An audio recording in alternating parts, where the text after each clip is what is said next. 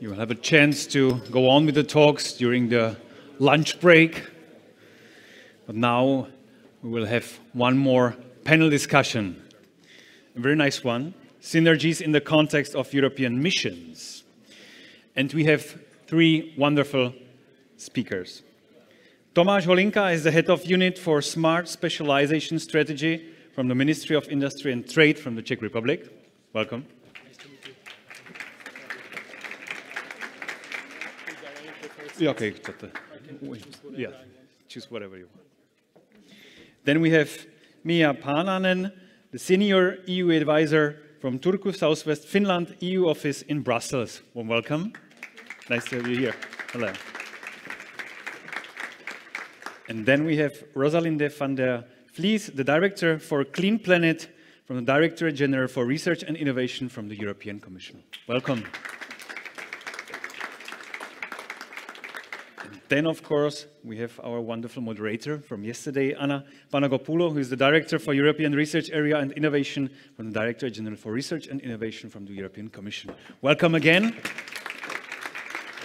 Please, the floor is yours. 1 hour. So, good morning to everybody, and I hope you had interesting parallel sessions on very important topics. So, the session of our discussion now is going to be about EU missions. And I repeat, EU missions, not Horizon Europe missions, because missions is an instrument that does not concern just Horizon Europe call for proposals, is indeed an instrument for synergies, is an instrument where member states, stakeholders, local authorities, regional authorities, and citizens are expected to participate in order to deliver the expected outcomes. But allow me, before I turn to our guests here, to start a little bit to speak about the history of missions. While we were reflecting on the preparation of the Horizon Europe program, we thought that it is absolutely important to have a new instrument which enables us to work with sectorial, thematic policies internally in the Commission, but also with the member states, that will have a timeline of delivery of specific objectives that matters for the society, and that we do that with the society, with the stakeholders, because what we deliver, it should matter for them and should be expected by them. That was the whole concept of missions. Yesterday, during the Synergies discussion, we have a lot of feedback that we receive of the missions, of the complexity of missions, on how we are going to engage all the actors on missions. And then, this has been longly debated by the Council and the Parliament, and there were also some limitations in the budget that have been allocated under Horizon Europe program up to 10% for the first programming period, because Council and Parliament wanted to see whether these missions, this new initiative is going to be successful and whether it's going to deliver the expected impact. So through the negotiations also, 5 mission areas have been identified by the member states and the Parliament. And then, in the context of implementation, the Commission services established a very strong co-creation exercise with Directorate Generals, that they are not just Directorate General for Research and Innovation. It was the Energy, it was the Environment, it was Klima, it was Agri, it was DG Mare responsible for maritime policy, that they sat down together to see, even at the level of commissioners, which should be the first 5 concrete missions that we have to deliver in the years to come, I think up to 2027 or 8, Rosalinde, 30, even longer. And then there were 5 missions identified. Cities missions, and Mrs. Cities missions, she is with us today to tell you all the details. Oceans missions, soil mission, climate adaptation mission, and health cancer mission for health. So addressing the 5 areas.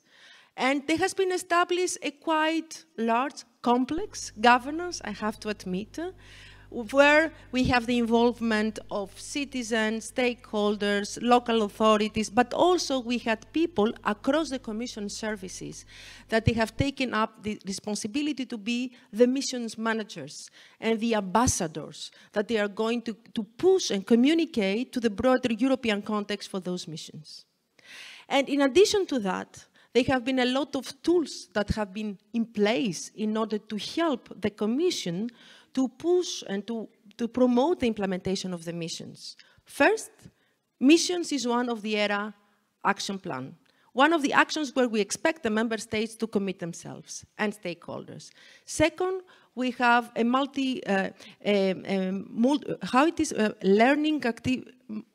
mutual learning activity that we have established in order to help member states to exchange best practices and ideas on how they could engage in missions. Then we have the TRAMIS project, I think you presented yesterday, which is going to look at all the governance aspects and how we can engage with local and regional authorities. And of course, we had the Horizon Europe calls that have been launched last year in order to engage the stakeholders in the implementation of the first missions. And still, there is the big question mark, how we ensure that missions, in order to become European, they will attract the interest and the investments beyond Horizon Europe from member states, private sector, from local and regional authorities. So this is why we discuss missions today, because it's a fantastic instrument to illustrate how synergies could happen in practice. And secondly, I think, and you said it very well yesterday, there is still a lack of understanding on how missions will practically be implemented. So I hope with this session today, we will provide you replies to some of those questions, and we will particularly discuss with the distinguished speakers how, indeed, missions could become an excellent instrument for synergies and how we can engage member states and local and regional authorities. But before that, because I believe after my intervention, you still don't understand how missions will be implemented, I would like to ask my colleague Rosalinde to illustrate how we work in the Commission with the stakeholders on missions with one example. Maybe one of the most successful examples, the cities mission. Rosalinde, the floor is yours. Thank you very much, Anna, and good morning, everybody. Let me start by saying that it's a real pleasure to be here in Prague, and I would like to also congratulate the Czech presidency for organizing this conference on synergies, because I think this is extremely topical, and I think, you know, we have seen now with all the crises that we have been living through and still living today, the health crisis, the climate crisis, and I don't need to mention, of course, the terrible war in Ukraine. It just has also shown that we need to be very committed to research and innovation to provide solutions to address these crises. And of course, we need massive investments in research and innovation. And doing this alone, no individual member state, no individual program, no individual actor will actually be delivering enough research and innovation, and that's why synergies, of course, are crucial. But of course, all these global problems, they actually have a very local impact, and that's why I believe that cities are a very important vector in accelerating our green and digital transitions and really making this change. And I think it was well illustrated this morning. Anna and I, we were a bit late and we took an Uber to this conference center. And the Uber driver was actually asking us, where are you going? What are you going to do in this conference center? And then we said, well, we're going to this amazing conference organized by the Czech presidency on synergies. And, you know, then this Uber driver, I don't think he really understood what we were talking about. But then we said, one of the things that we want to do is to have at least 100 climate neutral cities in the European Union, which we are supporting, which are rooted in the European Programme for Research and Innovation. And then suddenly the interest was there. And was like, yes, climate neutral cities, that's indeed very important. And then he started to talk about his young daughter who was on Scouts camp and who would love to live in a climate neutral city. And I think this is one of the concrete illustrations of why missions are so good. You know, we have now these 5 missions under Horizon Europe, and it's really also a tool for us to connect with the citizens and to explain why it is so important to invest in research and innovation and why it is so important to connect the dots between the various programs and initiatives that exist at European level, national level, and of course also from the private sector. Now, maybe just a few words on the cities mission which of course I don't need to explain to you why this is really important, but if you want some facts and figures, there are 3/4 of Europeans that actually live in cities. Cities consume 60% of the energy consumption and contribute to 70% of the global greenhouse gas emissions. So this is basically just some facts and figures that illustrate why it is also important to work with the cities. So what we did with the cities mission, we basically thought, let's set a very ambitious objective. Let's have at least 100 climate neutral cities in the European Union by 2030. And then the second objective of the cities mission is that we want these cities to act as an inspiration, experimentation hub for all cities in the European Union. And then the idea is that we will have all cities in the European Union climate neutral by 2050, which is fully in line with our ambition of the European Green Deal, because we want to be, as you all know, the first climate neutral continent by 2050.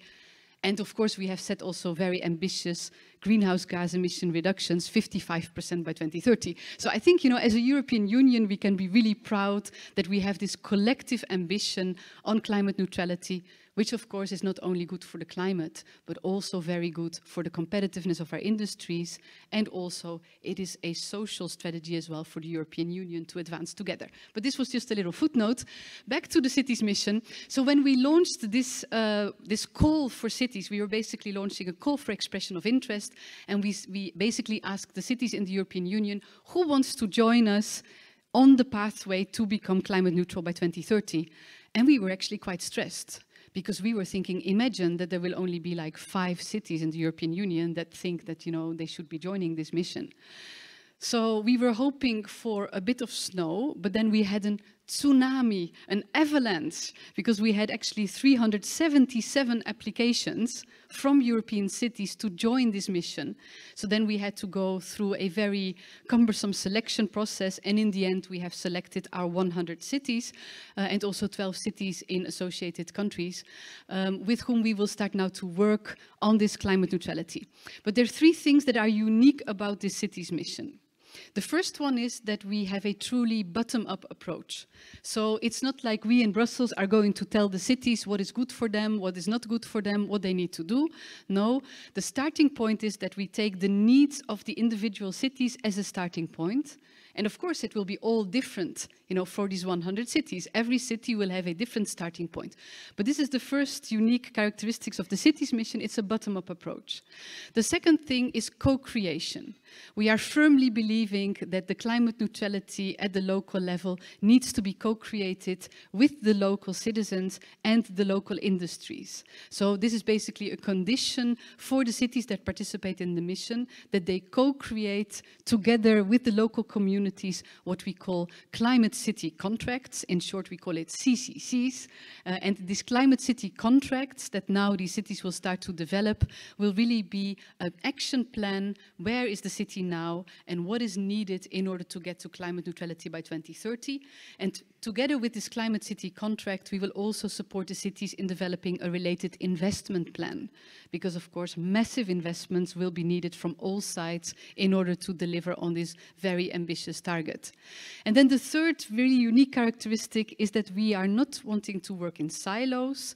We want to work across different sectors, and we really believe that, when you look at the climate issue across sectors, then it is really an opportunity to accelerate. So we are not only looking, for example, at mobility or at energy solutions or at the buildings.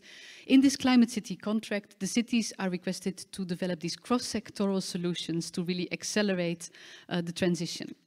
So this is in a nutshell the city's mission. I have to say there is a lot of enthusiasm. We have a mission platform that is supporting the cities, not only the 100, I have to say, but all cities in the European Union that are interested in becoming climate neutral are part, of this city's mission platform. And I would really say that, the city's mission, it's not a moment, but it's really a movement, a really enthusiastic movement. And it's really a unique tool for further synergies. But we will discuss this, of course, in the remaining time in this session. Thank you. Thank you very much, Rosalinde. So a strategic approach by the European Commission with a strong combination with a bottom-up approach. So we know what we want to achieve, but we leave to the cities themselves to decide how they would like to do it. So let's go now to the two questions that we have foreseen for this session today. And I would like to start with you, Thomas. What other actions shall be taken by the member states and the European Commission to facilitate the use of synergies across geographic levels and across geographic areas? You heard what we have done so far. What we need to do more? Nice question. Thank you very much for that. Good morning, still good morning to everyone. It's a pleasure to be here, and I am fascinated by the two of the speakers here. And I definitely agree with them that the missions is also fascinating. So back to your question. I think that it's a brand new project, brand new instruments, and as a new brand new instruments, we need just the structural shifts, thinking about the missions. So it's every time when you introduce something new, you have the capacity and you have the opportunity, and you have the needs to create it, the new structure, and to be kind of in lead, to be forward-looking and to be ahead of the crowd. So these missions and the European missions, but also the Czech missions, because we are kind of pioneer with the Czech missions. So we just to implement the missions in parallel. We design the missions on the parallel. So now it's the good time to think about the new governance layout, about the new scope, about the new implementation financing. So it's always the time when I'm thinking about the synergies. I'm thinking about how to make the governance more efficient. Which people should decide about the missions. Which scientists, which engineers should be involved into designing the missions. So if I can just to very briefly describe what we have done on the Czech area. We try to change the governance layout. So we have tried to update the risk-free steering committee. It's kind of the highest body, the political body, which can decide which missions to follow, which missions to finalize. So we invited the people which are very famous in the missions area, missions landscape, and we changed the government, the governance. Also, what's important is that the monitoring and evaluation of the missions. So we finally started the cooperation with the Joint Research Institute, which is very helpful for us, and they provide us the expertise how to make the monitoring useful, how to implement the evaluations of the missions. So all these aspects are very important when dealing with the missions. Also the scope. So the scope we selected kind of narrow scope. We are just at the beginning of the process. So we introduced only 2 missions. One mission focused on sustainability. It's called, and I've written it, streamlining the material, energy, and emission intensity of the economy. So it's related to the city missions, and also to the energy and circular economy missions. But also the second missions focused on the resilience. Again, we call this mission strengthening the society's resilience against the security threats. So we focused only on these two particular missions. It's not very broad. It's very not broad, but I think that as a pilot missions, it's enough for the Czech Republic. Also, when we talk about the implementation and financing, we introduced the monthly meeting with the all relevant support providers, because it's very important. So far, the support providers focused on their projects, on their programs, on their calls. Now we try to put the support providers together and just to create the financing needs for financing the missions. Well, so but still it's something what we have done, but still there is lots of things what we can do and what we can ask from the European Commissions. Still from our side, we should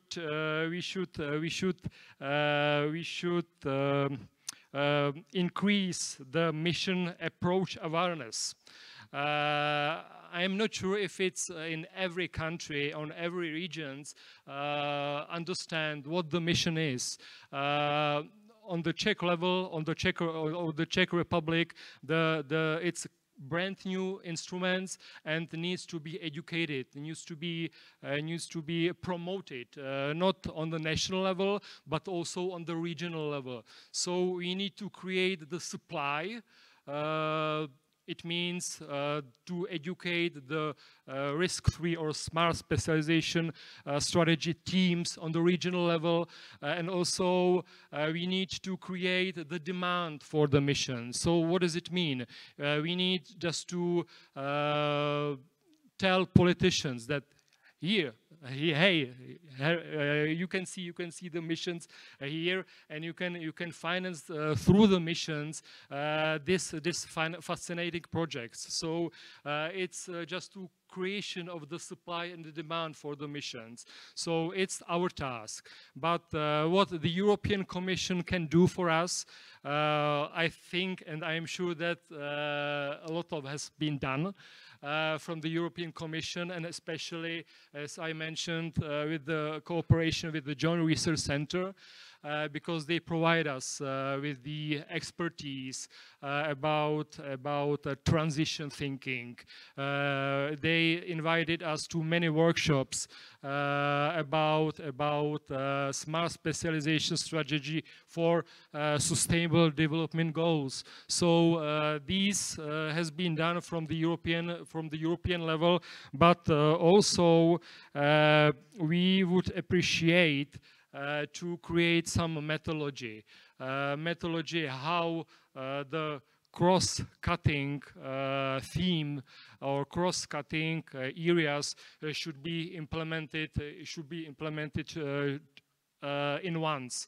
Also, it will be very helpful. It will be very helpful to have some networking, because I have learned that the different regions and the different countries have a different approach. And I was surprised how, for example, the Finland regions is ahead of the regions in the Czech Republic in terms of implementing the missions. So this networking is the key. Networking across the different countries, and networking also across the different regions. So if I should summarize what has been said, just to methodology, I think it's nothing new, because I was careful listening to the previous panel, and everybody from the panelists discussed the matter of good, simply and transparent methodology. So the methodology, networking, and I may stop here. Because I'm sure that the other colleagues will think about another activities. So thank you so far. Thank you. you, Thomas. Thank you very much. I recognize a lot of enthusiasm around this topic from your side. And just to understand that the Czech Republic has been inspired by the missions in order to establish national missions. And you establish a new kind of governance internally in order to go ahead with the selection and the implementation of the missions. And synergies, of course, is important, but you would like also to look at the European Commission for a methodology and exchange of best practices and experiences in order to see how these missions that you have put in place at national level could be further implemented and could be implemented in an harmonized way. I think there are a lot of interesting points. I'm looking at Rosalinde because I expect afterwards that she will come back. But before that, I would like to hear the experience from Mia with missions and their views on the same questions. What should be done more at national, local, regional, and European level? Yes, thank you. So and thank you for being invited here. It has been a pleasure to hear the panel discussions. And I'm working as an EU advisor for the city of Turku and the region of southwest Finland in Brussels, but I'm based in the central administration in the city of Turku, so directly under the mayor's office. In that role, I have been following the missions already 3 years, I think now, since the preparation phase and giving input also particularly first to the city's mission and the other missions as well, where the local and regional authorities have been engaged. And I have to say that the success of the city's mission, I think why it was at least so much ahead is because the local and regional actors were very much engaged from the beginning. And I'm also a co-leader in the ERIN Smart Cities working group. And with ERIN, we have also been actively involved in the preparation process. As said, so the reason why I'm invited here, I think City of Turku has been or is involved now at least in the 2 of the missions, so the 100 climate neutral cities mission, and also was in the first wave to participate in the adaptation mission. And we have interest as well to the ocean mission and of course the innovation ecosystem as well to the other missions like the cancer mission, because the health innovation ecosystem is very strong in Turku. But it is very practical. The synergies are so practical in the local level. In our climate plan in Turku, for example, we have both mitigation and adaptation as binding parts. It's the ecosystem that is working with this climate adaptation implementation. They are the same actors. Of course, for example, from universities, it's different researchers, expertise, and so on, but it's basically same actors. And in the city administration, the climate unit it's coordinating this work. And the oceans missions is very practical as well because we are by the Baltic Sea. So it's important, for example, nature-based solutions to enhance the water retention.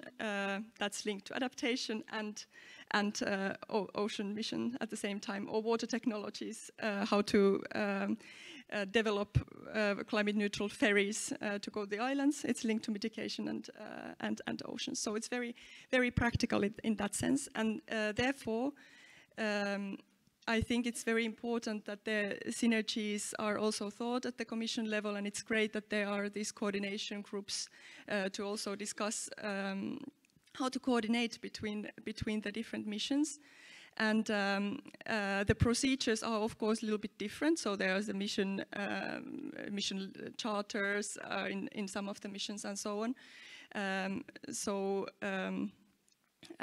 How can these work together? Or if the cities are making the investment plans now, probably we are planning an investment plan both for mitigation actions and adaptation actions. So that's again a very practical way of synergies. And then on the national level, so it is important, of course, to get the different ministries to work on board. And in Finland, we are lucky in that sense that the cities and regions were very interested of the missions since the quite beginning, and also put the bottom-up pressure to create these national networks. To bring the different ministries together, different actors together to discuss. and coordinate. For example, in the cities mission, we have been creating this national network together with the Ministry of Economic Affairs, Environment, Mobility, and then also national agencies who are responsible, for example, for national funding. So I think that is the key. Wolfgang said about the governance, and to create these discussion forums where the national level actors and the local level actors can meet and discuss about the existing funding mechanisms, funding instruments, and then the EU funding instruments and how they link.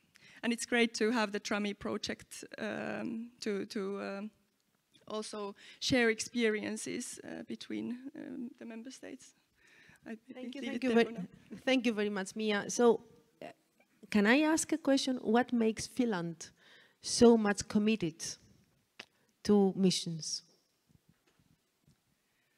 Yeah, I think at least I can't only talk from the local perspective, right, and from the city perspective.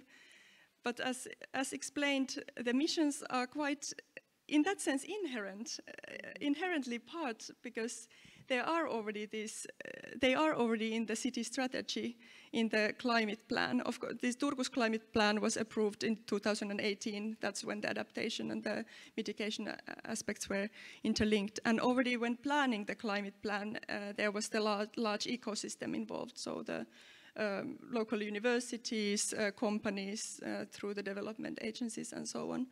So I think it was quite like, yes, we have these European missions coming, and these can reinforce our cooperation with the regional local actors, but also reinforce the linkages between national and EU level. And I think it was very welcomed. Thank you very much. So Rosalinde, now I would like to ask you the same question, but also to reflect also from your experience. You hear what Thomas and Mia said. What you would like to reply to them? Yeah, well, I think first of all, I think, all the missions, they require basically a new approach to policy making and really, a change in mindset. And I think, Thomas, you mentioned it, really an innovation in governance.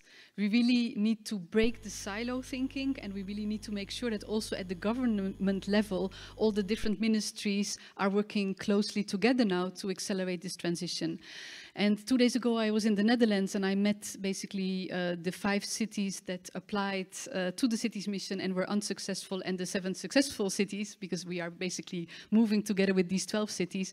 And the unsuccessful cities, they said, well, we are really happy that we applied, because already filling in this application forced us also at the city level to work together between different departments, different units, and it has already helped us just by filling in the application form to be part of this mission to break down silos. So I think, this innovation in governance and breaking silos is absolutely key, and I think the missions are really a unique tool to help to break down these silos. This is also why we are asking member states to set up national support networks for all cities at the national level that are interested in accelerating their pathway to climate neutrality. I'm really happy to hear that also Finland now has set up such a national network. There are also national networks already, for instance, in Greece, in Sweden, also in Spain. And what we do from the European Commission side, we will be supporting the establishment of such national networks, because we think this is extremely important. And such national networks could basically be piloting then this innovative governance, and this establishing this strong cooperation between the different ministries to support the national cities for climate neutrality. Now, what we can else do in the European Commission, I mean, of course, the Synergies is a very multifaceted issue. First of all, of course, we are very much looking in finding synergies with other European Union funding programs, because when you look, for instance, at cities, many of the research and innovation activities have already resulted in innovative solutions that now need to be scaled up. And for this, of course, we need other funding streams, for example, from the European Innovation Council or the Innovation Fund. So we are working with colleagues in the different departments managing these different funds, and we really try to establish a mission label, meaning that a city that has signed a climate city contract would have easier and quicker access to different funding sources. Then, of course, we are also working to find synergies between the missions. As Mia, you already mentioned, in particular when it comes to the cities mission, we have some low-hanging fruits, for example, with the adaptation mission. And also the Dutch cities, they told me that in the Climate City contract, they will look at both adaptation and mitigation. So I think, for some cities in the European Union, it really makes sense, to develop, the mitigation and adaptation plans into one. And I think that is, for example, a very low-hanging fruit for synergies between the missions. We are also trying to find synergies between the missions and the European partnerships. And to give you a concrete example, in the next work program of Cluster 5 of Horizon Europe, we will have a dedicated action where the cities mission will be teaming up with the 2-0 partnership that is basically looking at zero-emission road transport, and the CCAM partnership, which is looking at connected automated mobility. So I think this is also, again, a low-hanging fruit where we can really advance quickly and find synergies between different instruments. And then, of course, we are fostering the synergies between the different actors. And as I already mentioned, for the cities, this mission platform that really allows for extensive networking. And also the mission platform will launch in the second half of next year a twinning exercise between the 100 cities and all the other interested cities in the European Union to really work together very closely and learn from each other so that we can really accelerate and replicate solutions. Now, the last form of synergies I would like to mention, I mean, there are many forms, but the last one I would like to mention is synergies between different policies. And here I would like to mention the new European Bauhaus, because, when we were designing the city's mission, we are very much focused on, the reduction of greenhouse gas emissions, climate neutrality. But it's very clear that this will have, of course, many positive co-benefits, like better air quality, healthier lifestyles. But then we were thinking, okay, but imagine that we would have this first climate neutral city in the European Union, but it actually could be a very ugly place to live. Well, then basically nobody would want to live there.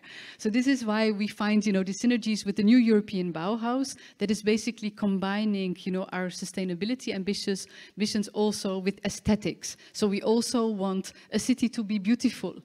And I'm really pleased to learn that Prague actually is one of the 3 sandbox cities that is part of the CRAFT project that will basically be developing solutions that are both meeting our climate neutral ambitions, but at the same time also incorporate the principles of the new European Bauhaus to develop these solutions that are also beautiful, aesthetic, and also inclusive. And Prague is also active in one of the 5 new European Bauhaus lighthouse projects. So I think this is really great news for the colleagues who are living in Prague. So I hope that these will come to very concrete solutions that are both sustainable and beautiful. Thank you very much, Rosalinde. So sustainability with aesthetics, very important because we want to live to nice cities. Collaboration and synergies between centrally managed programs by the Commission, but also synergies between centrally managed programs and structural funds. And the new guidelines document also had a specific reference and a specific annex on how we can materialize these synergies between structural funds and Horizon Europe in the context of missions as well. So very good work has been done by the Commission. You are still surviving, Rosalinde, despite all this work. I'm happy to hear and to see that. But let's go now to the next question. I would like to start with Mia this time. What creative solutions could be envisaged to foster synergies across disciplines, sectors and actors, and to unleash the full potential of the mission approach? It's not easy. We talk a lot about governance. Beyond governance, what we can do? Yeah, big question. Well, maybe I'm biased because I'm working for the local and regional level, but I think there is a key there. I mean, I don't know how many representatives of local and regional actors are in this conference, but it has been mentioned many times here in different speeches, and the local and regional ecosystems and cities are connecting factors to the research and innovation institutions, to the companies, local companies implementing solutions, and and other actors that are needed, stakeholders, citizens, I mean, are needed there. So I think it's not very creative, like maybe it's creative solution, maybe that's the innovation, but it's key that the local and regional actors are on board designing different synergies between funding programs, are giving their input to the how to implement these. And then of course we need some specific tools to do that. So Rosalinda was mentioning the mission label, which is quite of like innovative thing. It's kind of like seal of excellence, I guess, in a sense, but we are still waiting, of course, that what are the very practical outcomes of that, can it give, for example, some points in different, or how does it work with different funding programs, because the cities' innovation ecosystems are doing a lot of work to first to apply and then to make the climate city contract, and then you should have clear rules how to use these kind of tools. So I don't know if I have anything other crazy out-of-the-box ideas. But. Well, thank you very much. And of course, we'll listen to the rest of the speakers, but also to the audience who is going to come with questions, but probably with ideas as well. But let me move now to Thomas. Thomas, same question to you. Perfect, thank you. Well, so I think that the missions, it's about interdisciplinarity. So we need to break the wall. We need to stop doing business as usual. It's about the topic and it's about the people. I mean, research and innovation topic. So when we're thinking about the research and innovation topic, we should approach the matrix approach to cross-sectoral synergy. We should put the different people together. I mean, not only the scientists, not only the engineers, but also the people from the social humanities, from the ethical experts. We can put these people together and just to facilitate the discussion. And about the facilitation, it's also very important. We can as a tool for facilitation, we can use the word cafe, the focus groups. You need to be prepared for this facilitation. And what should be the main outcome of this discussion? We need to try. Pushed the people to answer what I will need from you, from the different sector, or how can I contribute by what I am doing to your success. So we think we need to just implement this, as I already mentioned, this transition thinking. Usually people are kind of not too much open-minded.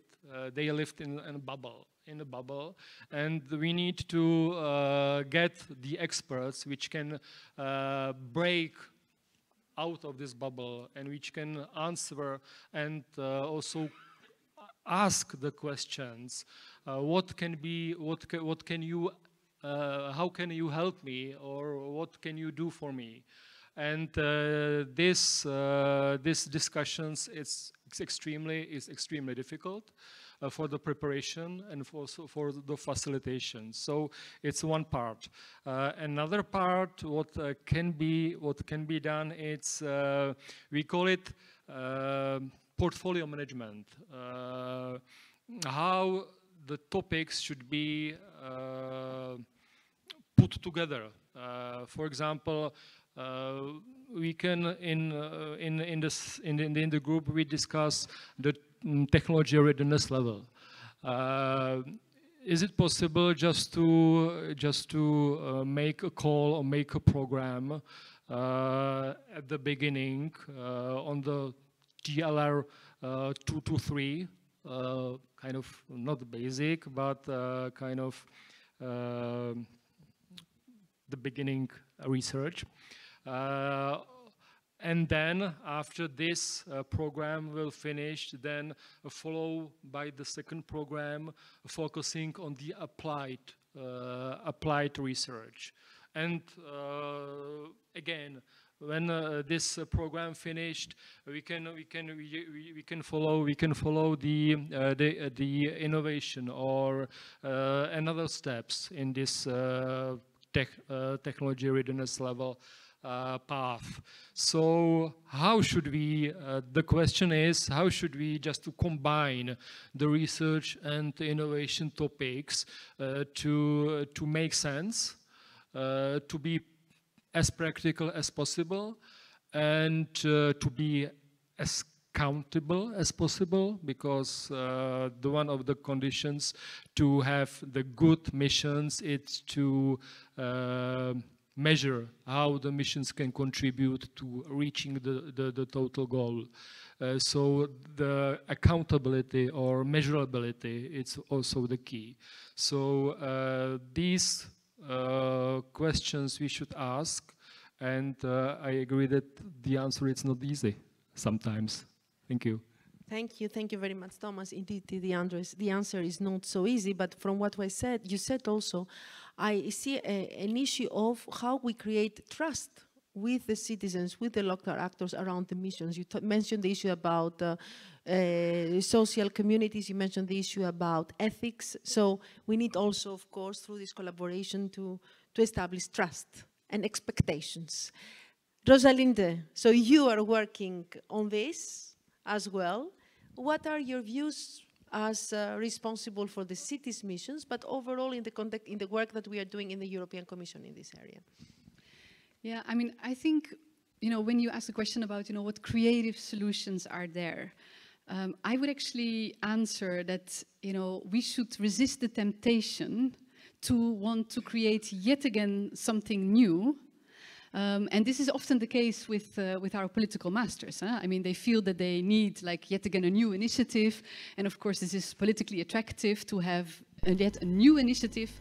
I think for the missions to be a success, the creative solution would be to not yet again create something new, but fully in line with what Thomas said. I think what we need to do is we need to connect the dots between programs and people. So we need to connect the dots between existing programs. And I think we have, for instance, in the area of the cities, we have a lot of support programs, both at European Union and national level. When I started to work in this area, I mean, I'm not exaggerating, but every day I found yet again a new initiatives that supported the city in one way or another. So a lot is already out there. The same for the people. I think there are a lot of people that have already developed through also, for example, programs funded by previous framework programs at EU level, have developed innovative solutions for cities. What we need to do now is to connect the results to existing funding opportunities precisely for the scaling up. So moving from research and development to the deployment and making sure that the solutions really become available now. And here I think, we need two things. We need a radical mindset shift. We really need to make sure that we have this willingness of cooperating between the different programs, seeing how we can connect the dots, how one program can build on the results of another program to take this further. And at the same time, we really need to look at what we have already now. To give a concrete example for the methodologies, for the city's mission, for the monitoring, we use a methodology that has already been developed and is applied by the Global Covenant of Mayors, for instance. So, I think there is already a lot out there that we can use for the implementation of the cities. The same when I talk to the cities. Many cities, they tell me, we need more money. Where's the money? How much money are you making available under your European programs? And it's true. The cities, they do need a lot of money in order to become climate neutral by 2030. At the same time, the city also has its own budget and could also look how to spend this own budget with keeping in mind, the strategic objective of climate neutrality, for instance, through procurement. So I think if we are able to connect the dots between the people and the program, for me the most important thing is that we have a common strategic vision. The common strategic vision to become climate neutral, to develop solutions that cut across sectors, that cut across actors. I think then that would be the most creative solution. Thank you. Thank you very much, Rosalind. And indeed, yesterday also we decided discuss this issue. In order to have effective synergies, first of all, we need to have a common strategic vision, that we all want to achieve the same goal, and then the funding will follow. And then also what you said, we have to connect the dots, what already exists, and to capitalize on that. Very important messages. Thank you very much to all of you, but I think we still have time to ask questions. 5 minutes? 5 minutes questions? 8. 8, okay. 8 minutes still. Who would like to take the floor for any questions or any ideas?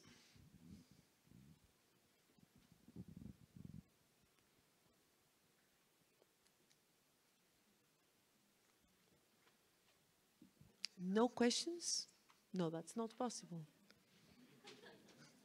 Please. You need a microphone, I think, which I believe the organizer will give it to you.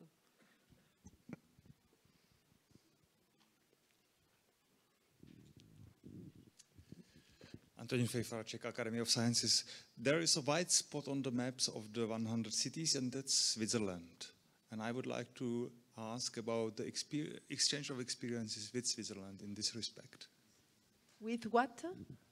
Exchange of experiences with Switzerland in this respect. Switzerland. Yes, that's the question to Rosalinde, I believe. Your question, Rosalinde. Okay, thank you very much. Well, I really like it that you refer to the map because, you know, when we were basically, you know, locating the cities, the 100 cities on the map, you know, we really felt like, you know, these children, when they have like marbles and, you know, they spread it, we think that, you know, within the European Union, the cities are quite spread across the map. But it's true that beyond the 100 cities of the European Union, we have also selected 12 cities that are part of countries that are associated or most likely will be associated to Horizon Europe.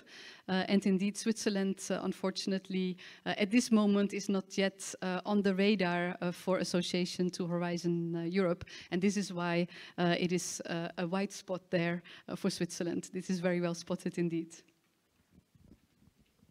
Thank you, Rosalinde. So who else would like to ask a question or to make a statement? We still have a couple of minutes. Or to come with some idea. Please, Wolfgang.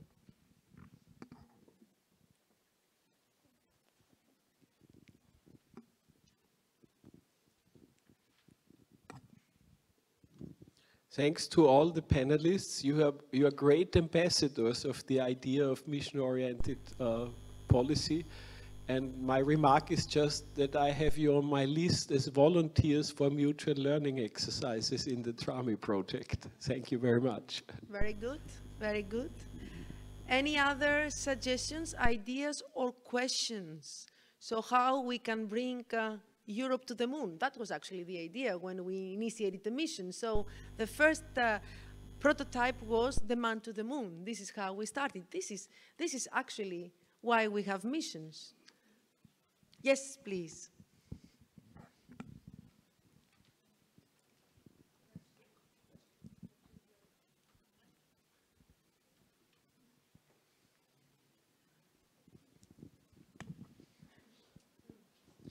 Thank you very much, and thank you for very interesting panel discussion. I have a question perhaps to Rosalinde. I know that the missions will be evaluated now quite early on, and I'm thinking that perhaps it will take some time because we really have a lot to do in order to, we have to adjust how we do things on a very fundamental level.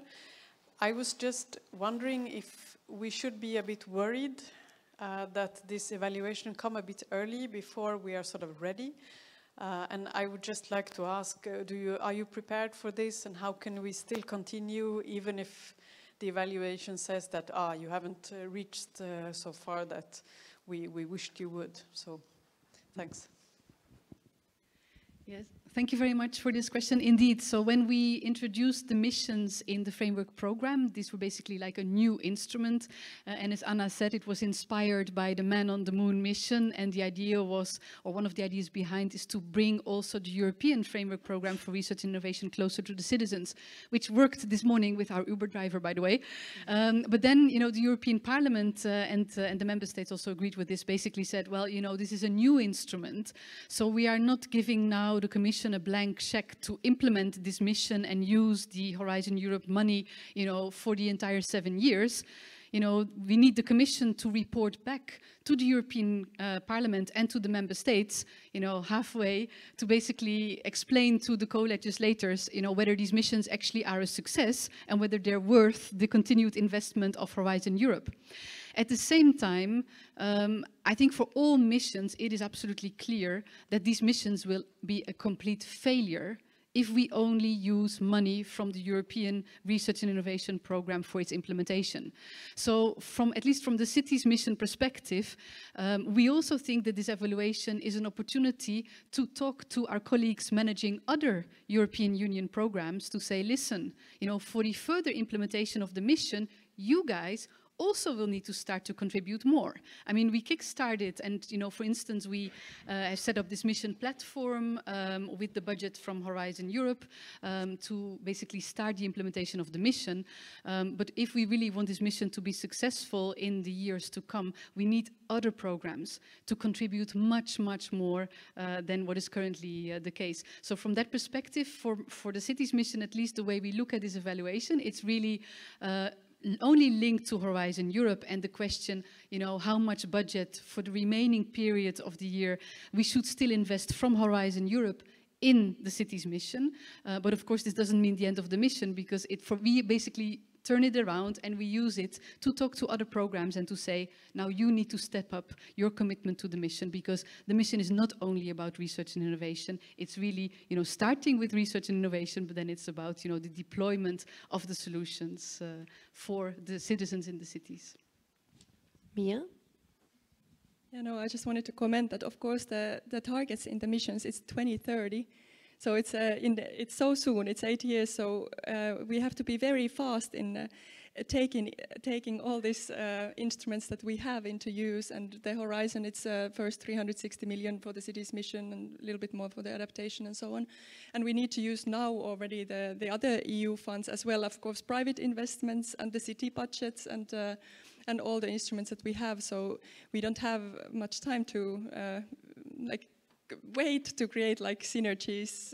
It's great that the discussion is there, and we have to get funds from the other instruments as well, but we have to be very fast. And of course the mission doesn't end there, we know that, but we have to deliver something by 2030, and it's from the local perspective we have to show to the citizens as well and the EU as well that we have delivered. Indeed, and I would like to take the opportunity with your statement to try to conclude and close these sessions by saying that we are also expecting the member states to declare their commitments in the context of the ERA policy agenda on the missions as well. So reporting or input from the member states we have received so far. We will have the new tools available for member states as well, the Synergies guidelines, resilience and recovery funds. There are countries that they have already declared that they are going to contribute to missions through the resilience and recovery funds.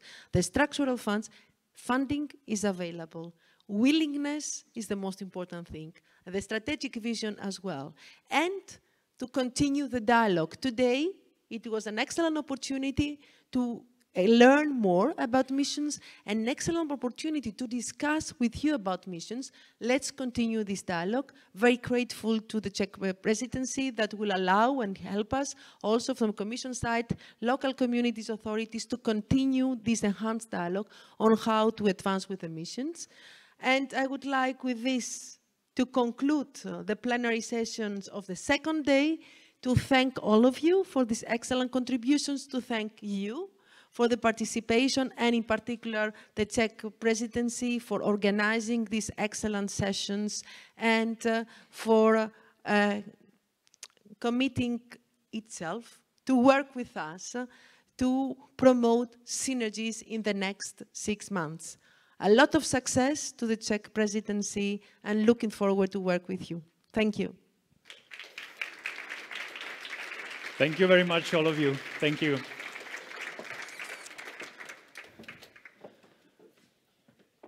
I really liked your story about the Uber driver, I have to say. And I hope you have seen the short movie we had here. It reminded me on this movie. So when you get back to your countries and somebody asks you about Czechoslovakia, you already know what to answer. Yeah? So we are about to have one more important moment of this day. And there will be the conclusion of the panels we had parallel before this panel, those breakup sessions. So do we have the reporters here? We do. Wonderful. We wanted to have like 30 minutes for this. Now we are a little bit late, so I would suggest 5 to 7 max minutes if it would be possible to devote each of those panels. We would start with panel number 1. It was the research infrastructures panel. And I would like to invite Jana Kolar, who is the chair of European Strategy Forum on Research and Infrastructures.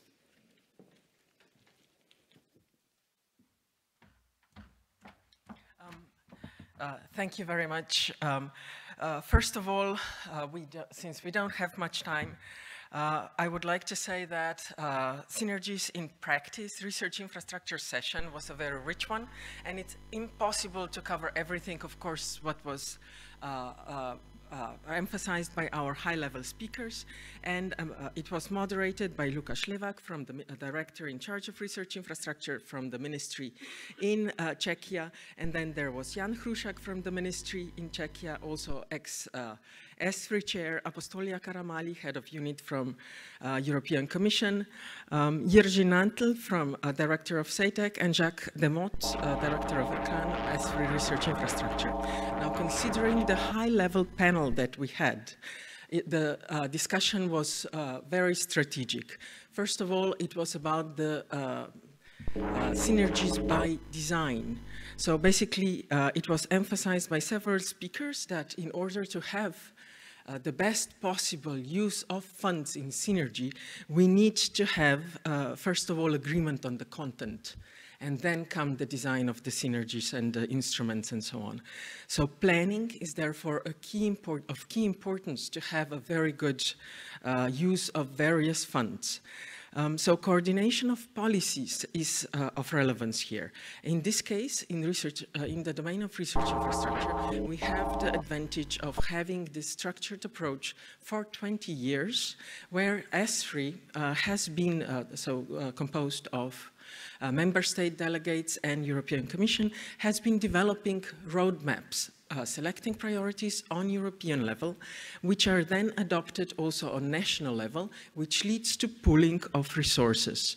Now, this strategic approach of identifying priorities first also allows to build the synergies already in the instruments, for example, in Horizon regulation, which states that, for example, European Commission will contribute to, let's say, development of research infrastructure, their services, their technologies, the supporting also selected the S3 projects, the new ones, to develop into proper research infrastructures, while the capital investments and operations are on national level. So this is the synergy in design in practice. Now, the coordination of this approach is then also evident from the how the instruments are developed on national level, because what they need to take into account, and this is something that we need to improve, also what is evident from the latest questionnaire, which we did within S3, is that research infrastructures have particular needs, which need to be respected when the instruments are designed, whatever the funds are. First of all, well, they're not going away in 3 years, so they need a stable funding support. In addition to the stable funding support, they need also various other there are other particularities. Also, for example, in the way that various instruments are then implemented, be it from much more broadly than just national funds and Horizon Europe. So in this respect, research infrastructures already use, but not to the sufficient extent, EIB, so financial instruments. Then structural funds, recovery and resilience facility are also used, but also different programs. For example, Digital Europe was recognized as one of the opportunity where more synergies could be found. Now, the Synergies guidelines is certainly welcomed and will help in the, let's say, improved implementation of various synergies from different funding sources. Now, it was also emphasized that funding should follow the needs of the users and of the research infrastructures. And, that sustainability of research infrastructure is not only linked to the sustainability of funding. For this reason, again, synergies in policies are needed, and it was emphasized by several speakers that the need for development of human resources. Now, especially when it comes to research infrastructure, a lot of them are very strongly data intensive. Scientific computing is also linked to this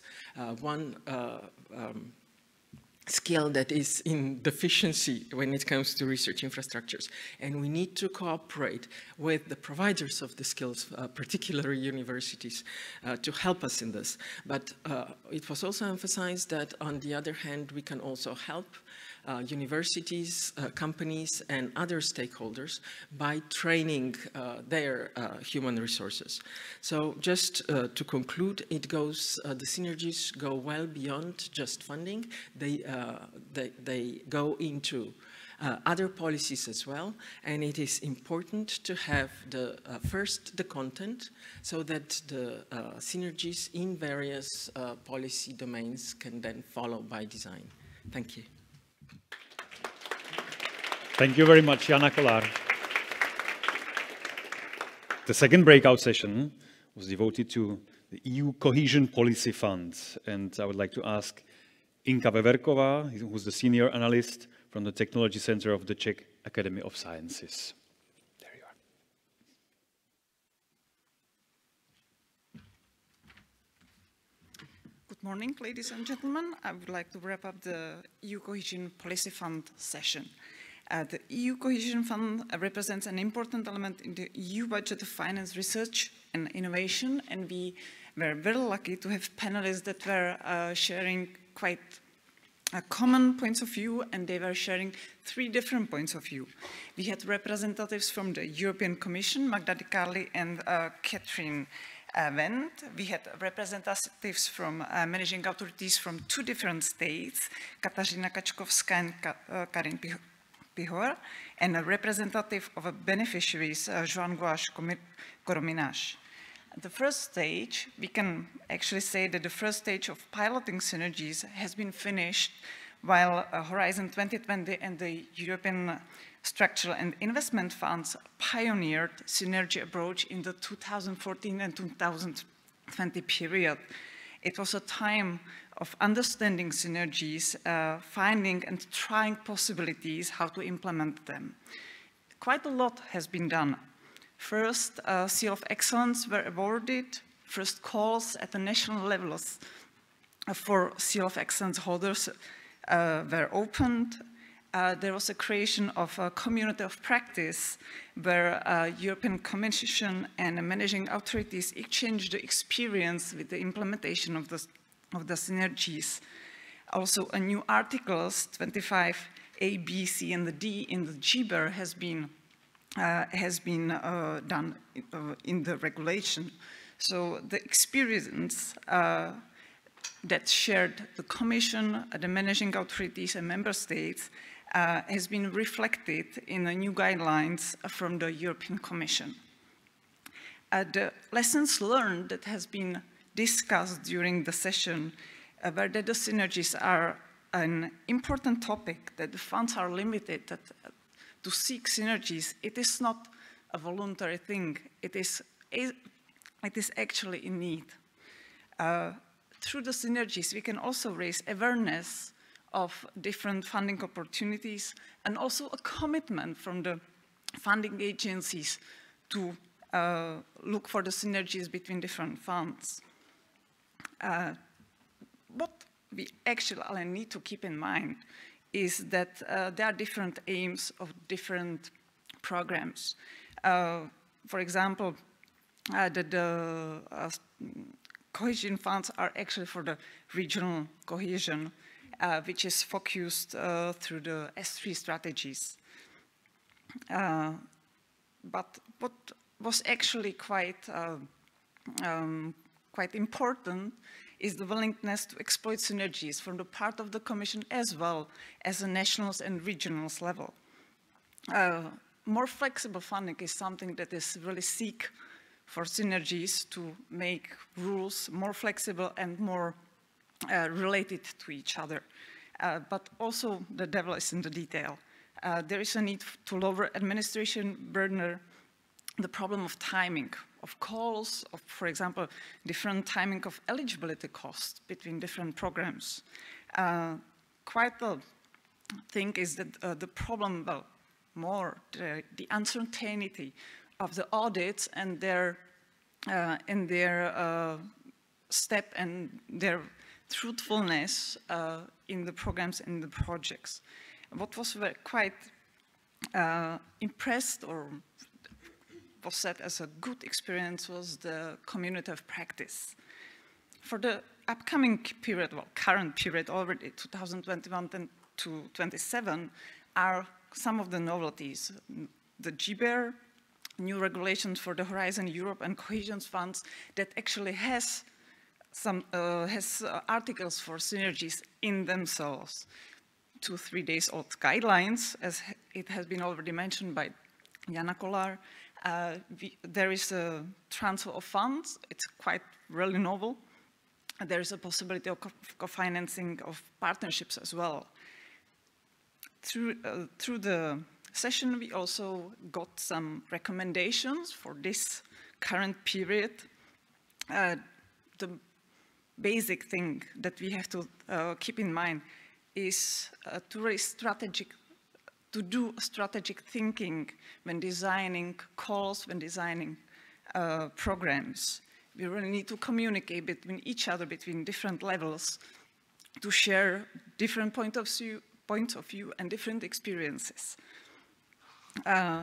Quite a big recommendation was to keep community of practice and open discussion, but also to take on board other DGs as well as other levels like national level, local level to the communication. There should be more emphasis on the outcomes and impacts than actually like the administration itself. There was a suggestion to create a single set of rules, for example. Also, a suggestion was a single participant portal for all the different calls, not only at the EU level, but also on the other levels as well. Another suggestion that was there is to identify and actually make more visible the calls where the synergies are relevant for, to really like more promote that this is the call where the synergies can be seek. And also a possibility to maybe look for new instruments where the Seal of Excellence can be used as well. To conclude, at the end of the session, it was said that it really needs to be strategic and we need to be brave, to focus on the objective to overcome innovation divide, to keep open dialogue and have joint commitment for synergies. And don't forget to harmonize rules and timing of the calls as well. Thank you. Thank you, Inka Veverkova. Thank you. The third session has been devoted to innovations, and I would like to ask the reporter, Tanya Halova-Perglova, who is the science attaché, the permanent representation of the Czech Republic to the European Union. Good morning, ladies and gentlemen. I had the difficult task to sum up, to wrap up the panel on the innovation. And we had very interesting speakers, because we had 3 speakers from the EU level, but of different instruments. And then 1 speaker which came from the national level, and 1 really from practice, from a small SME, which is benefiting from these synergies. So let me try to put this 75 minutes into 2 or 3. It will be difficult, but I hope that I will get it. So the first, the EIC. EIC, it's European Innovation Council, which is here to support the breakthrough innovation and highly competitive SMEs. The EIC, actually, or its predecessor, was the one of those who piloted the Synergies through the Seal of Excellence, and now they are continuing through a new schemes, which is the plug-in and the fast track. It's very, very challenging. Even the Seal of Excellence actually undergone some kind of changes, because now the Seal of Excellence holders who are supported from national levels are also included in the EIC family, meaning they can benefit from different acceleration services, which are the same for the Seal of Excellence holders and also for the real EIC accelerator beneficiaries. This means a close dialogue with managing authorities who finance those Seal of Excellence projects. Then we got the example of the Resilience and Recovery Fund, which is quite a huge amount of money to help European states to recover from COVID for the economies, actually.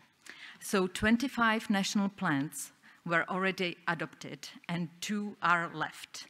What we can see from those plans is that a lot of countries actually put emphasis on research and development, but also on synergies, and they are financing from the RRF synergy schemes. What was a big challenge actually is to avoid double financing and really to put emphasis on synergies. Sometimes the European Commission had to push a little bit the member states. Sometimes it was the member states who came with those ideas to use more RRF for the synergies. And then we had a third very interesting topic, the EIT. We got this example of InnoEnergy and how they support companies. They actually developed their own company who finances small and medium companies who are here to accelerate energy transition. And they accompanied them through different measures. Sometimes it can be more in human resources, sometimes it can be more in technology, but it is always tailor-made. And what is quite interesting is that EIC is now looking together with EIT how they could, for example, also use the same experts, the experts who are in the EIT and in different KICs. Then very interesting was the experience from the Portuguese Innovation Agency, who said that to implement and to introduce the first Seal of Excellence scheme was a real nightmare. But they do not regret this decision because it helped them and it led them to many more synergies, actually. And they were now able to introduce, for example, synergies in the Resilience Recovery Fund of Portugal, but also, for example, synergies with other EU programs like Digital Europe. And then we got the example from a small Slovak company who benefited from who actually benefited from SME Instrument Phase 1. They were financed through European Commission. And then the second phase, they got the Seal of Excellence, and they were lucky enough because Slovak Republic introduced this scheme for the Seal of Excellence holders, and they were very lucky to get this financing. However, what they can see is that on the national level, the process of financing is very focused on the administration, and this was the big difference that they saw in the approach of the European Commission, which was just like more goal-oriented, and the national level, which is more administration-oriented. So from the discussion, what we see is that to introduce Seal of Excellence is a motivation for the companies, because sometimes they are very afraid to go to such a very competitive scheme like the EIC Accelerator. But if they know that if they are good, they can benefit from the Seal of Excellence on national level, then they are not shy anymore and they apply. So what is important is that the EIC really talks with the managing authorities and that they help the companies together. What is challenging now in the EIC Accelerator is the equity part. Because to finance a grant, to give a grant, it's only about one agency. But to cover also the equity, it means sometimes that the whole ecosystem has to have a dialogue about it. Venture capitalists, public banks, private banks, agencies. So this is a huge challenge, and it shows very well that to have synergies, the ecosystem must talk to each other. All different pieces of ecosystem must talk to each other. Then for the plug-in and fast track, we see that what is important to have a trust between the partners, but we also have to have the same understanding of the evaluation criteria. So this is also about dialogue. And then what is important for the RRF is to see what will be the following instruments, meaning RRF will stop the financing in 2026. What will happen next? We already now have to think about it, and we have to think about it together so that all those companies and all those research organizations are not just left alone with a huge financing gap. And finally, the public side cannot support everybody. But at the same time, no case can succeed only on public finance. But we have to work together. And the public sector has to definitely innovate. We also have to see how to do things a bit differently. For example, one challenge, which I think is common to all grant agencies, is that when you have a grant, then you follow the project according to the proposal that you have. But what is important, if the company wants to change something, or even change the sector on which it focuses, then it's important to understand that it can be for the benefit for the company, and we shall be flexible to do it. And I think that in this, the EIC and the European Commission shows us that it's possible to do it. So to conclude, I would like to say that what will definitely be included in the Prague Declaration is that we have to work together. We have to we have to see the lessons that we learned and introduce them back in the process. And we definitely have to strengthen the ecosystem and talk to each other. Thank you. Thank you very much, the reporter, Tanya Halova-Perglova. Thank you. It's time for the fourth one. It was the session European Partnerships and Missions. And we have the reporter, Joaquin Serrano, Head of Subdivision State Research Agency of Spain. Thank you.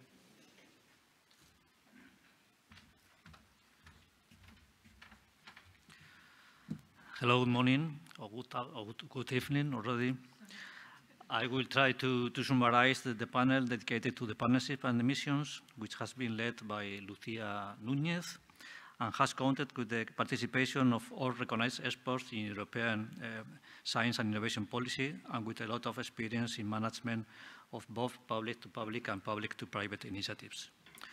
All experts, all speakers recognize the importance of partnership and also missions as important pillars of the construction of the solid European research area due to the intrinsic capabilities and additionality and directionality. Also because they are their role as complementary instrument to support concrete action that cannot be easily managed and executed by classic instruments of the European Framework Program. In the session, it is stated that European partnerships, stemming from the public-public and public-private forms of cooperation, have already a long-standing tradition. From the 7th Framework Program until today, this type of instrument has been adjusted step by step to support research and innovation initiatives and they are considered as a very good example of co-creation, of co-decision to achieve strategic European objectives. The former partnerships, ERA-NETS, Joint Programming Initiatives, GTIs, etc., and the current European partnership have contributed and are contributing to reduce fragmentation of ERA-NI activities implemented in Europe. And also they are changing the culture of the way that managing of the research and innovation of Euro countries towards a joint programming spirit. At the same time, they are also increasing the public and private investment in research and innovation through the leverage effect, concentrating the capabilities and capacities of the Europeans. With regard to the European missions, all panelists recognize their great potential. The European Union mission, the European mission, unlike the European partnerships, are a brand new instruments that target a specific and tangible solution to a wide range of societal and economical challenges. And they are preliminary based on research and innovation, but the mission also aspires to spill over into the market. I have to say that the speakers agreed that on the diagnosis that partnership and mission are very different concepts. The first one is closer to a thematic sector and with a focus on avoiding fragmentation or duplication while promoting the efficient use of European resources. And the second one, the missions are designed to solve a well-recognized problem of interest of society, making use of available programs and instruments in a coordinated and efficient manner.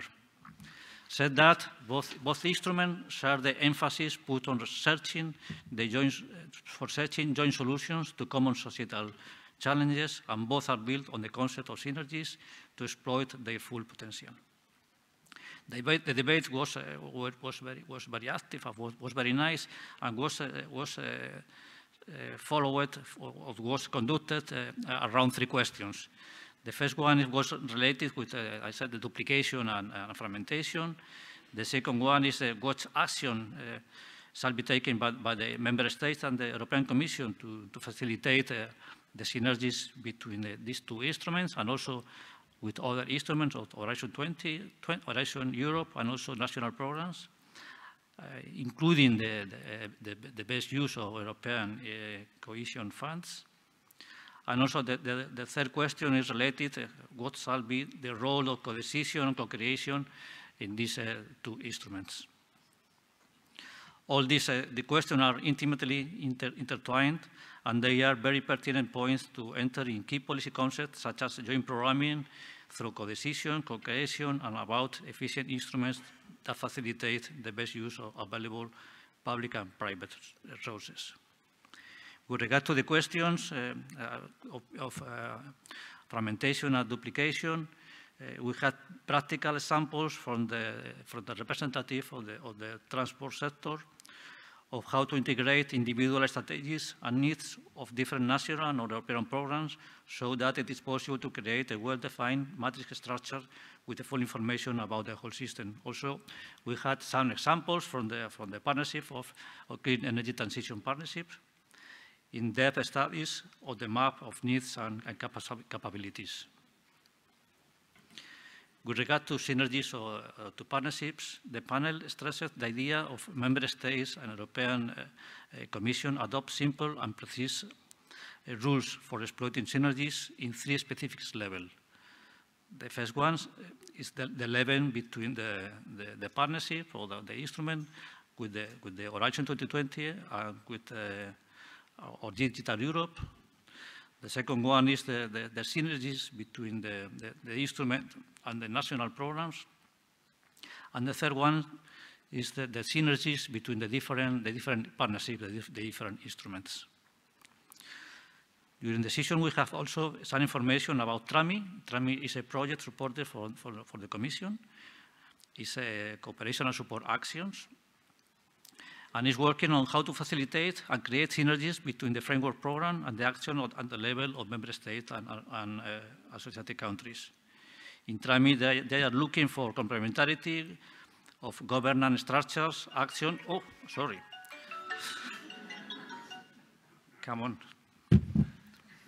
I'm sorry. Okay, we were speaking about TRAMI. And then this TRAMI, they're looking for complementarity and governance structures and action and processes that can support the European missions. Also, we had some examples of good national practices in Sweden to explore synergies between regional, national, and international activities using pilot cases to test ways of coordination. The innovation was present also in our session, and the panel recognized also the importance of the partnership and the missions for supporting European innovation and the industrial actions. A good example to avoid fragmentation, avoid duplication, is the bottom-up instrument, Eurostar, under the umbrella of Eureka. And this partnership facilitates the increasing of the innovation capability of SMEs from a joint and shared approach of the Eureka countries, the European Commission, and the private sector as well.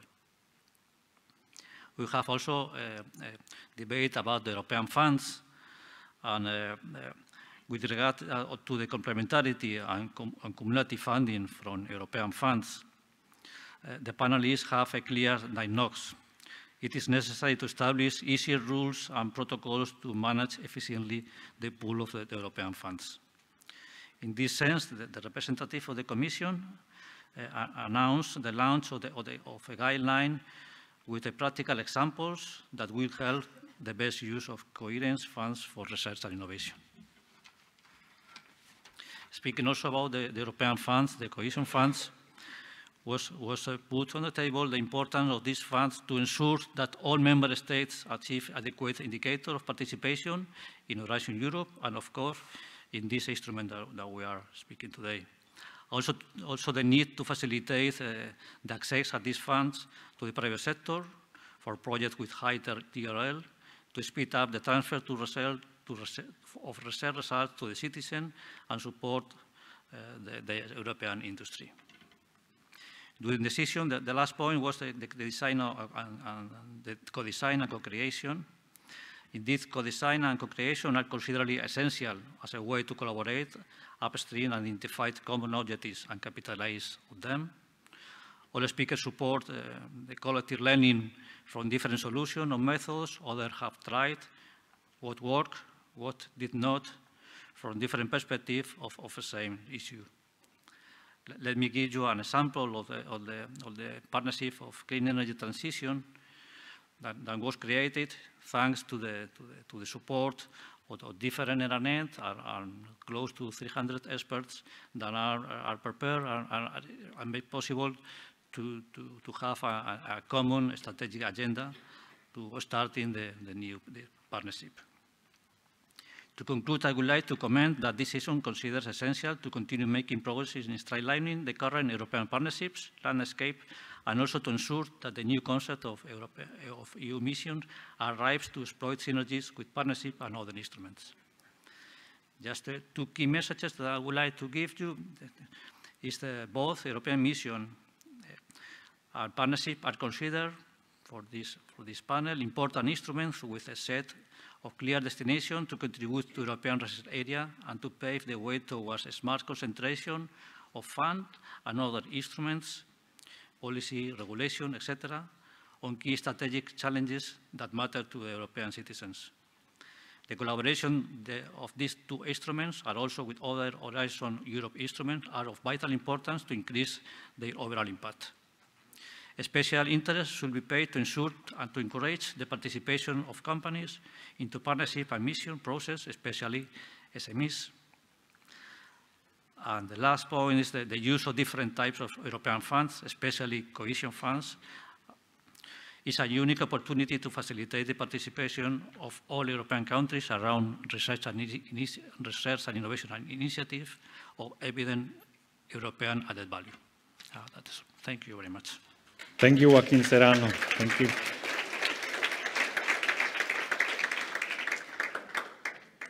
And it's time for the last point of the program, for the closing.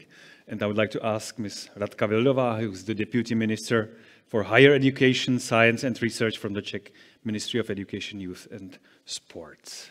Please, Ms. Vildová.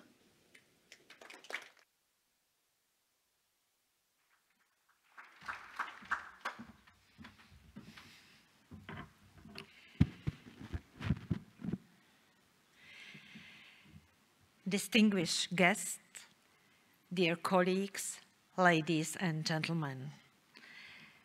As the last speaker on the conference program, it is my task to conclude this two-day event and present you the conference outcomes. You can imagine it is not an easy work, and for all of you, you can imagine how difficult is conclude all the outputs of the conference. In any case, I will do my best and try and elaborate on the conference conclusions now. To start with, we participated in an event dedicated to a very timely topic, the topic of synergies. Synergies in research and innovation funding have long been a cross-cutting element in the European policy making. Nevertheless, only if we master them appropriately, we will be able to fully exploit their potential and maximize benefits and impacts of individual funding instruments, incentivize the science and technology advancement in Europe. During the conference, we focused on synergies from various angles and different perspectives. We debated our practical experience with synergies and exchange good practice. We identified barriers, obstacles, and bottlenecks preventing the full potential of synergies from being harvested. We also debated the way forward in terms of improving the regulatory frameworks in order to put synergies in practice. Apart from the plenary session, to set the scene, we also focus on synergies in specific fields of research infrastructures, European partnerships, EU missions, innovation, and EU cohesion policy, which were discussed in detail during the parallel breakout sessions. Having personal experience with these last 2 days, it is my strong belief that we made a great progress and we inspired each other on how to proceed with synergies in the future.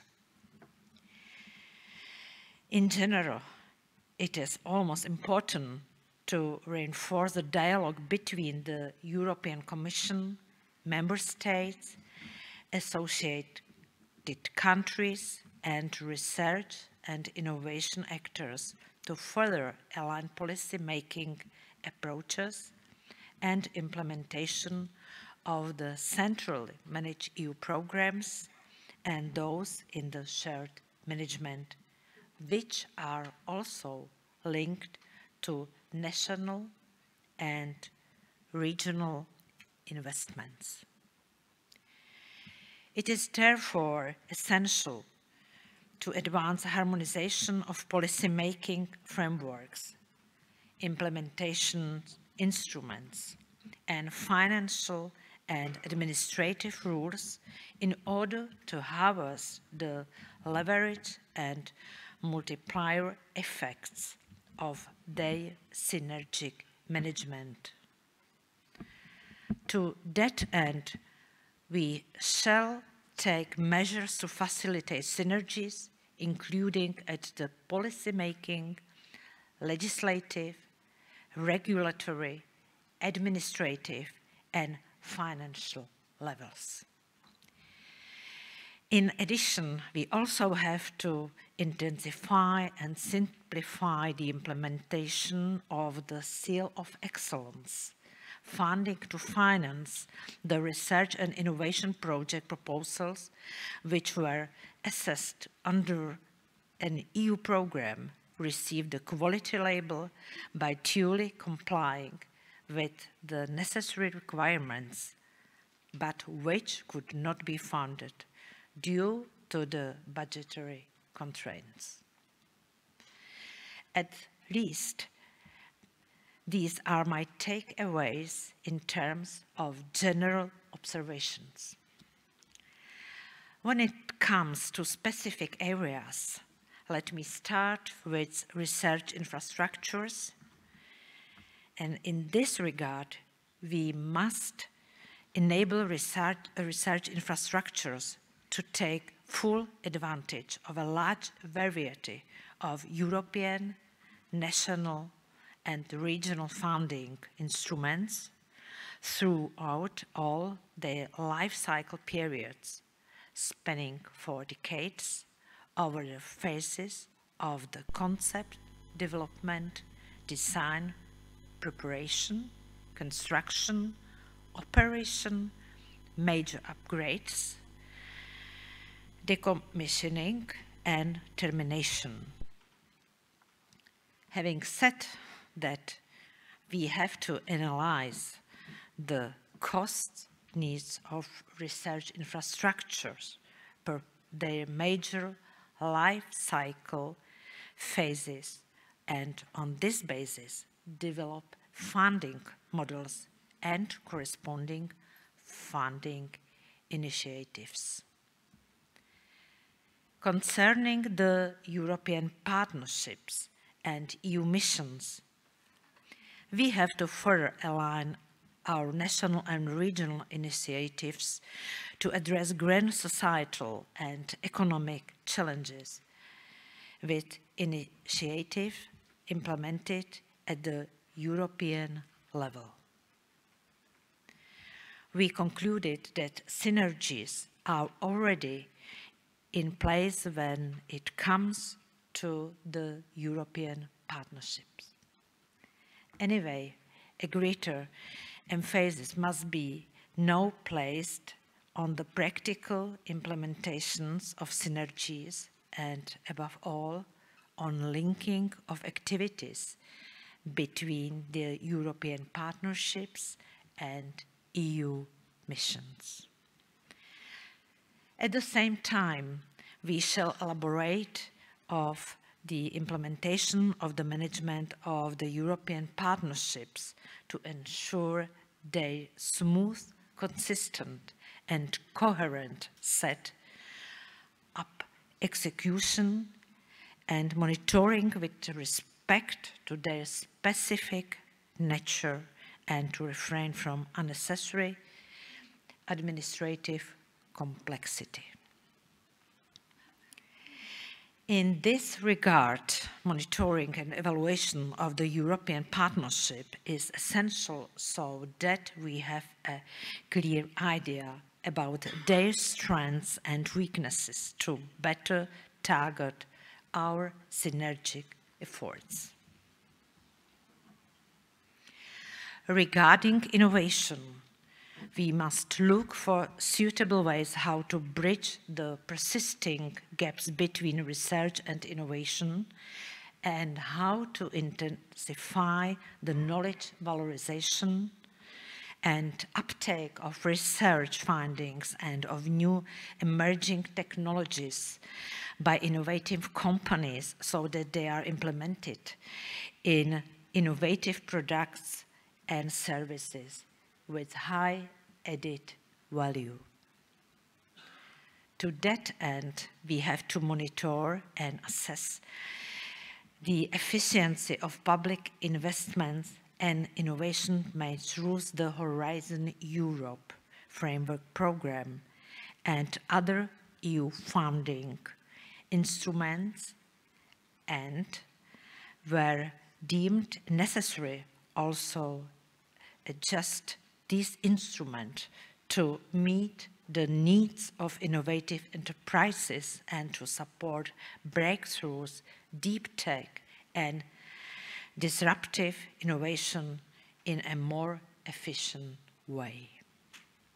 Last but not least, when it comes to the area of EU cohesion policy funds, let me invite research and innovation actors applying for the EU cohesion policy grants not to forget about synergies, but to always keep them in mind as a cross-cutting element in designing their project proposals, which are envisioned for funding from various financial instruments.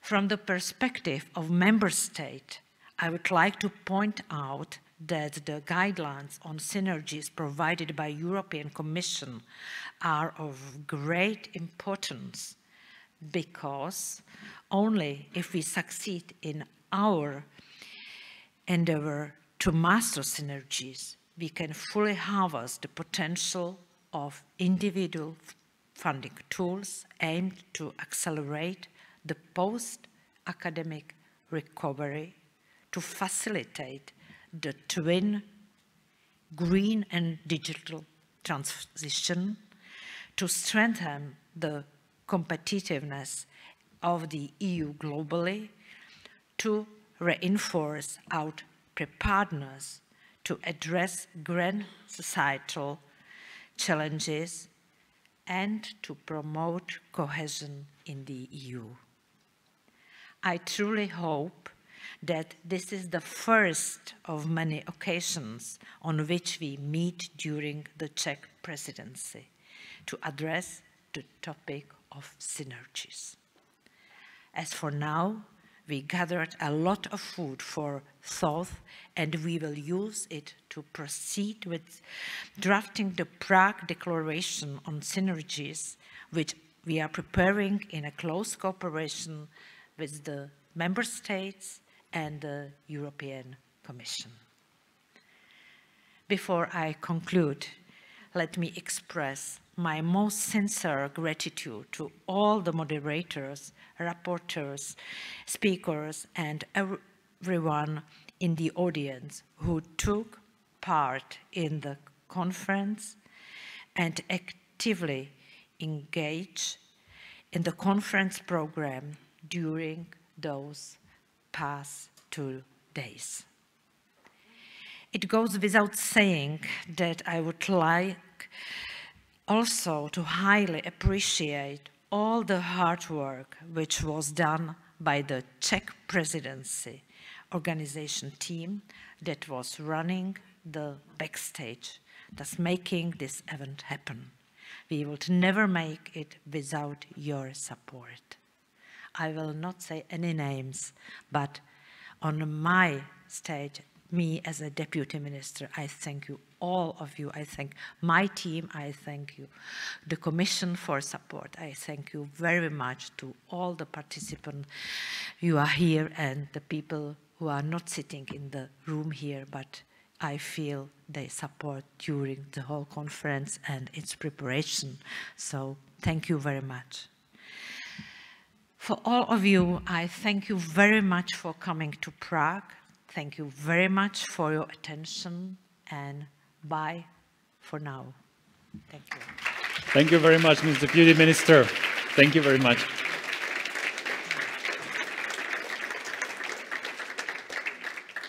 So, ladies and gentlemen, that was it. I won't speak any longer because we don't have so much time for the lunch, so that's an important point of the day. I would just suggest there are buses leaving to the airport at 2 p.m. and at 2:30. And although they are primarily for the speakers, there should be some places also for other participants. There are also cars for speakers, just you can be informed by our colleagues. So thank you very much for participating. Have a safe journey home, and let's hope the Czech presidency will be a success even in terms of synergies. Thank you very much. Goodbye.